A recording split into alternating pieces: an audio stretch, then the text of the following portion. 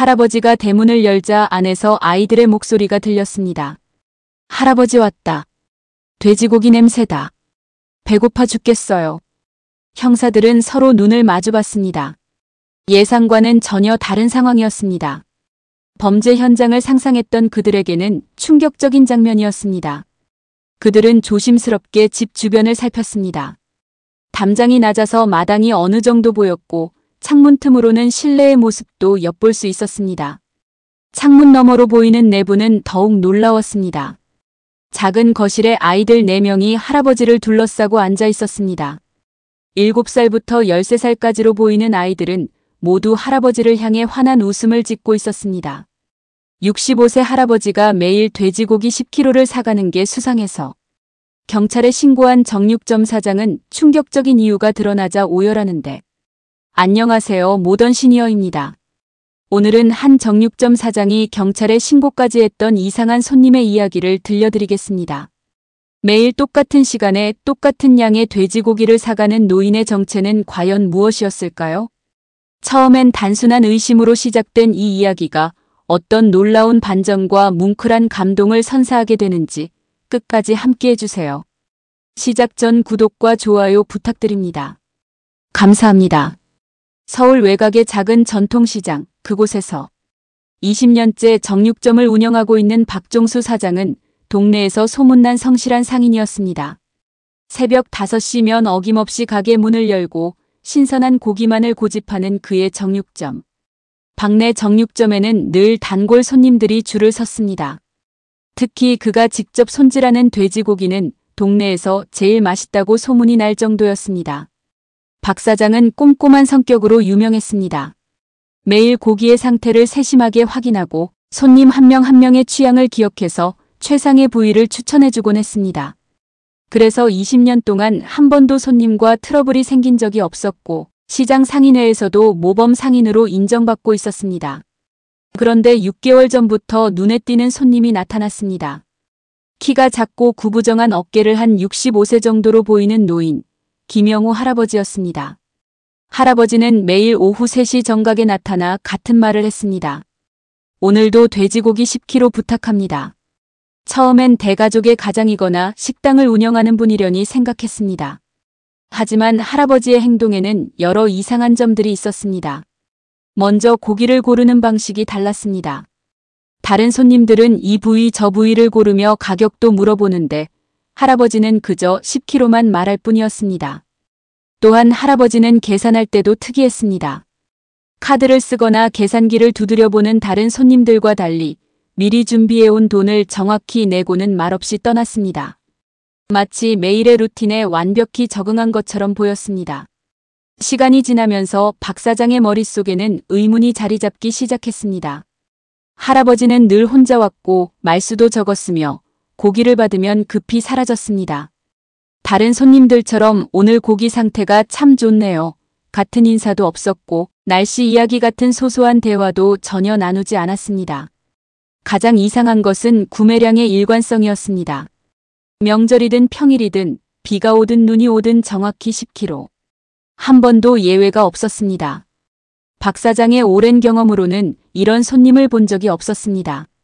일반 가정에서는 요일이나 상황에 따라 구매량이 달라지기 마련인데 할아버지는 로봇처럼 정확했습니다. 박 사장은 동네 아주머니들에게 슬쩍 물어봤습니다. 혹시 저 할아버지 가족이 몇 명이나 되는지 아세요? 아, 그분 혼자 살아요. 몇 년 전에 이사와서 쭉 혼자 지내시던데요. 이 말을 들은 박 사장의 의심은 더욱 깊어졌습니다. 혼자 사는 노인이 매일 10kg의 돼지고기를 산다? 도저히 이해할 수 없는 일이었습니다. 더욱 이상한 것은 할아버지의 행동 패턴이었습니다.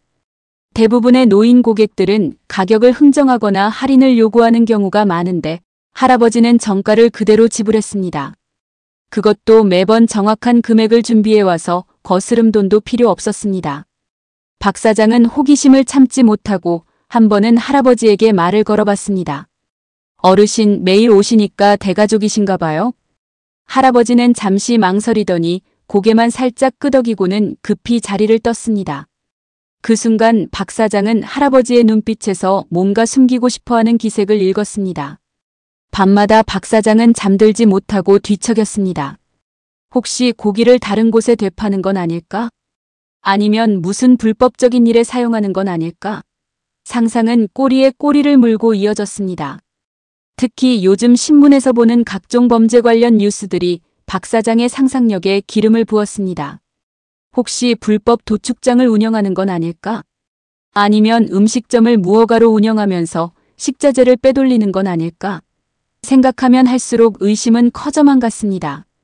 며칠 뒤 시장 상인들의 정기 모임에서 박 사장은 자신의 걱정을 털어놓았습니다. 매달 둘째 주 화요일 저녁 시장 상인들은 근처 식당에서 모여 정보를 공유하고 서로의 고민을 나누곤 했습니다. 요즘 이상한 손님이 있어서 고민이에요.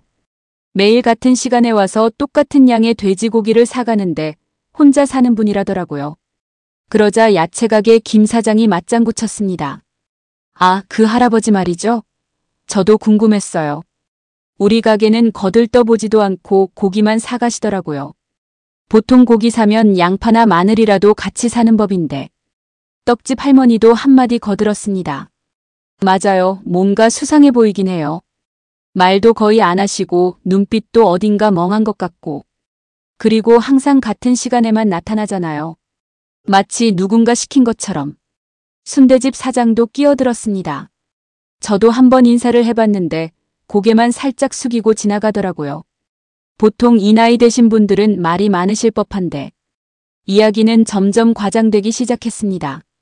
생선가게 아주머니는 할아버지가 몰래 개농장을 운영한다는 황당한 추측을 내놓았고, 반찬가게 사장은 무슨 종교적인 의식에 고기를 쓴다는 이야기까지 꺼냈습니다.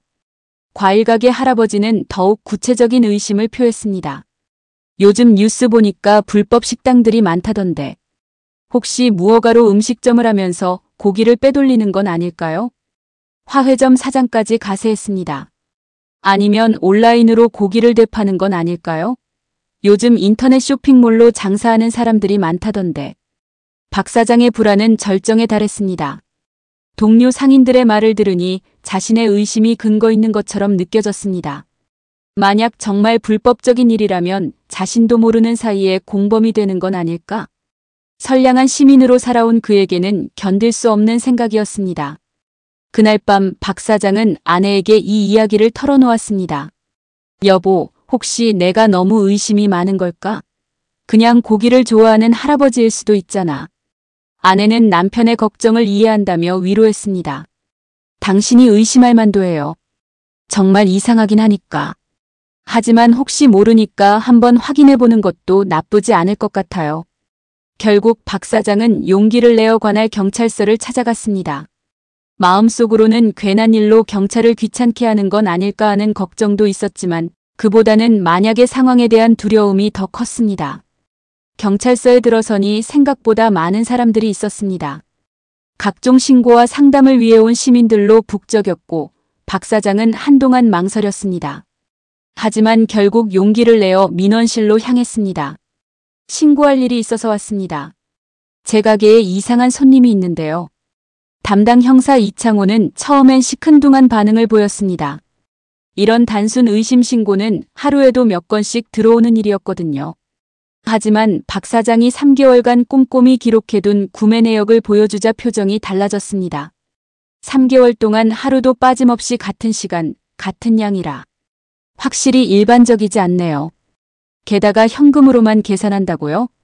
박 사장은 그동안 관찰한 모든 것을 자세히 설명했습니다. 할아버지의 행동 패턴, 말수가 적은 점, 다른 가게는 들르지 않는 점, 그리고 주변 사람들의 증언까지. 혹시나 하니 한번 확인해 보겠습니다. 하지만 단순히 고기를 많이 사는 것만으로는 범죄라고 할 수 없으니까 일단은 기초조사부터 해보겠습니다. 형사는 동료 박민수와 함께 며칠간 할아버지의 동선을 파악하기로 했습니다. 작은 시장에서 시작된 의심이 이제 공식적인 수사로 발전한 것이었습니다. 사실 두 형사도 처음엔 회의적이었습니다. 하지만 최근 들어 식품 관련 범죄가 늘어나고 있는 상황이라 혹시 모를 일을 대비해 확인해 보기로 한 것이었습니다. 수사 첫날, 형사 이창호와 박민수는 정육점 근처 카페에서 대기했습니다. 미리 박 사장에게 협조를 요청해 할아버지가 오면 은밀한 신호를 보내기로 했습니다. 오후 2시 50분, 박 사장이 창문 너머로 손을 살짝 흔들었습니다. 목표 인물이 나타난 것이었습니다. 목표 확인. 추적을 시작합니다. 할아버지는 평소처럼 정육점으로 들어갔습니다. 형사들은 망원경으로 관찰하면서 할아버지의 모든 행동을 기록했습니다. 고기를 사는 과정, 계산하는 방식, 표정 변화까지 놓치지 않았습니다. 약 10분 후 할아버지가 커다란 보온 가방에 고기를 넣고 나왔습니다. 그리고는 천천히 걸어서 시장을 벗어났습니다. 형사들은 충분한 거리를 두고 뒤따랐습니다. 할아버지의 발걸음은 의외로 빨랐습니다. 구부정한 어깨와는 달리 목적지를 향해 곧장 향하는 모습이었습니다. 중간에 다른 가게에 들르지도 않고 주변을 두리번거리지도 않았습니다. 마치 수백 번 걸어본 길인 것처럼 자연스러웠습니다. 형사들은 할아버지의 경로를 자세히 관찰했습니다. 시장 출구를 나와 큰 길을 건너고 골목길로 들어서는 모든 과정을 기록했습니다. 혹시 중간에 다른 사람과 만나거나 의심스러운 행동을 하지 않는지 주의 깊게 살폈습니다. 15분쯤 걸어서 도착한 곳은 낡은 단독주택이 즐비한 주택가였습니다. 1960년대에 지어진 것으로 보이는 오래된 집들이 다닥다닥 붙어있는 동네였습니다. 골목길은 좁았고 집들은 대부분 낡아 보였습니다. 할아버지는 그중 한 집 앞에서 멈춰 섰습니다. 페인트가 벗겨진 대문, 녹슨 우편함, 마당에는 빨래가 주렁주렁 널려 있었습니다. 하지만 형사들이 주목한 것은 따로 있었습니다. 빨래를 자세히 보니 이상한 점이 있었습니다. 어른 옷보다 아이들 옷이 훨씬 많았던 것입니다. 그것도 다양한 크기의 아이 옷들이었습니다. 혼자 사는 노인의 집치고는 설명이 안 되는 상황이었습니다. 할아버지가 대문을 열자 안에서 아이들의 목소리가 들렸습니다. 할아버지 왔다. 돼지고기 냄새다. 배고파 죽겠어요. 형사들은 서로 눈을 마주봤습니다. 예상과는 전혀 다른 상황이었습니다. 범죄 현장을 상상했던 그들에게는 충격적인 장면이었습니다. 그들은 조심스럽게 집 주변을 살폈습니다. 담장이 낮아서 마당이 어느 정도 보였고 창문 틈으로는 실내의 모습도 엿볼 수 있었습니다. 창문 너머로 보이는 내부는 더욱 놀라웠습니다. 작은 거실에 아이들 4명이 할아버지를 둘러싸고 앉아 있었습니다. 7살부터 13살까지로 보이는 아이들은 모두 할아버지를 향해 환한 웃음을 짓고 있었습니다. 할아버지는 아이들의 머리를 쓰다듬으며 따뜻한 미소를 짓고 있었습니다. 가장 어린 아이가 할아버지의 다리에 매달리며 말했습니다. 할아버지, 오늘은 뭐 해줄 거예요? 할아버지는 고기가 든 가방을 보여주며 대답했습니다. 오늘은 돼지고기 김치찌개 어때? 할아버지가 맛있게 끓여줄게. 아이들은 환호성을 질렀습니다. 형사들은 이 광경을 보며 당황했습니다. 이건 범죄 현장이 아니라 평범한 가정의 모습이었습니다. 할아버지는 부엌으로 가서 능숙하게 요리 준비를 시작했습니다. 돼지고기를 썰고 김치를 볶으며 아이들과 자연스럽게 대화를 나눴습니다. 마치 수십 년간 이런 일을 해온 것처럼 자연스러웠습니다. 마지로 보이는 13살 아이가 할아버지를 도우며 그릇을 준비했습니다. 둘째는 막내의 손을 씻겨주고 셋째는 상을 차리는 것을 도왔습니다. 모든 것이 질서정연하고 따뜻한 가족의 모습이었습니다. 형사들은 더 이상 지켜볼 수 없었습니다. 이들은 범죄자가 아니라 평범한 가족이었던 것입니다. 하지만 의문은 여전했습니다. 왜 혼자 산다고 알려진 노인에게 아이들이 있는 걸까? 형사들은 즉시 본서에 연락하여 김영호 할아버지에 대한 신원조회를 의뢰했습니다. 몇 시간 후 놀라운 사실이 밝혀졌습니다. 김영호 65세. 3년 전 교통사고로 아들과 며느리를 잃었습니다. 남겨진 손자, 손녀 4명을 혼자 키우고 있습니다. 할아버지의 사연은 가슴 아픈 것이었습니다. 3년 전 어느 비오는 저녁 아들 부부가 퇴근길에 교통사고를 당했습니다. 음주운전자의 신호 위반으로 인한 참사였습니다. 한순간에 두 아이의 아버지이자 두 아이의 어머니를 잃게 된 것이었습니다. 사고 당시 아이들의 나이는 4살부터 10살까지였습니다. 갑작스럽게 부모를 잃은 아이들은 할아버지가 유일한 가족이었습니다. 사회복지사들은 할아버지의 나이와 경제력을 고려해 아이들을 시설에 보내는 것이 좋겠다고 권했습니다. 하지만 할아버지는 단호히 거절했습니다. 내가 키울 수 있어요. 이 아이들은 내 혈육이고 죽은 아들이 제일 아끼던 보물들이에요. 어떤 일이 있어도 헤어질 수 없습니다. 처음에는 주변에서 만류했습니다. 65세의 나이에 4명의 어린아이를 키우는 것은 현실적으로 불가능해 보였기 때문입니다. 하지만 할아버지의 의지는 확고했습니다. 할아버지는 그동안 살던 아파트를 팔고 현재의 낡은 단독주택으로 이사했습니다. 아이들이 뛰어놀 수 있는 마당이 있고 임대료가 저렴한 곳을 찾은 결과였습니다. 아파트 매매 대금은 아이들의 미래를 위해 저축해 두었습니다. 하지만 현실은 녹록지 않았습니다. 할아버지의 수입은 기초연금 월 30만 원과 가끔 하는 일용직 수입이 전부였습니다. 내 아이를 키우기에는 턱없이 부족한 돈이었습니다. 교육비, 생활비, 의료비까지 고려하면 매달 적자가 날 수밖에 없었습니다. 그럼에도 할아버지는 포기하지 않았습니다. 새벽 일용직, 저녁 청소일까지 마다하지 않았습니다. 70세가 가까운 나이에도 불구하고 하루에 10시간씩 일했습니다. 몸이 아파도 병원에 가지 않고 버텼습니다. 가장 신경 쓴 것은 아이들의 식사였습니다. 자신은 라면이나 김밥으로 때우더라도 아이들에게만큼은 제대로 된 식사를 해주고 싶었습니다. 특히 성장기 아이들에게 단백질이 부족하면 안 된다는 생각에 매일 정육점에서 돼지고기를 사왔던 것입니다. 왜 하필 돼지고기였을까요? 할아버지 나름의 계산이 있었습니다. 소고기보다는 저렴하면서도 영양가가 높고 아이들이 좋아하는 김치찌개나 제육볶음을 만들 수 있기 때문이었습니다. 또한 10kg이면 내 아이가 하루 3-4끼 먹기에 적당한 양이었습니다. 형사들이 할아버지를 찾아가 사실을 확인했을 때 할아버지는 놀라면서도 담담하게 말했습니다. 경찰서에서 오셨다고요? 혹시 제가 뭔가 잘못했나요? 아닙니다. 다만 확인차 온 것뿐입니다. 혹시 매일 고기를 사시는 이유를 여쭤봐도 될까요? 할아버지는 잠시 망설이다가 솔직하게 대답했습니다. 아이들이 자라는 시기잖아요. 고기라도 실컷 먹이고 싶어서요. 부모도 없는 아이들인데 할아버지라도 잘 먹여야죠. 제가 조금 힘들면 되는 거니까요. 부엌 한 구석을 보니 컵라면이 수북이 쌓여 있었습니다. 할아버지의 식사였습니다. 반면 냉장고에는 아이들을 위한 간식들이 가득했습니다. 할아버지 자신을 위한 것은 거의 없었습니다. 아이들 방을 보니 더욱 마음이 아팠습니다. 낡긴 했지만 깨끗하게 정리된 책상, 할아버지가 손수 만든 책장, 아이들이 그린 그림들이 벽에 가득 붙어 있었습니다. 모든 것에서 할아버지의 정성과 사랑이 느껴졌습니다. 가장 감동적인 것은 아이들의 표정이었습니다. 부모를 잃은 아픔에도 불구하고 아이들은 밝고 건강하게 자라고 있었습니다. 할아버지를 향한 아이들의 눈빛에는 존경과 사랑이 가득했습니다. 사실을 알게 된 형사들은 즉시 박 사장에게 연락했습니다. 전화를 받은 박 사장의 얼굴은 순식간에 하얗게 변했습니다. 그런 사연이 있었다니요.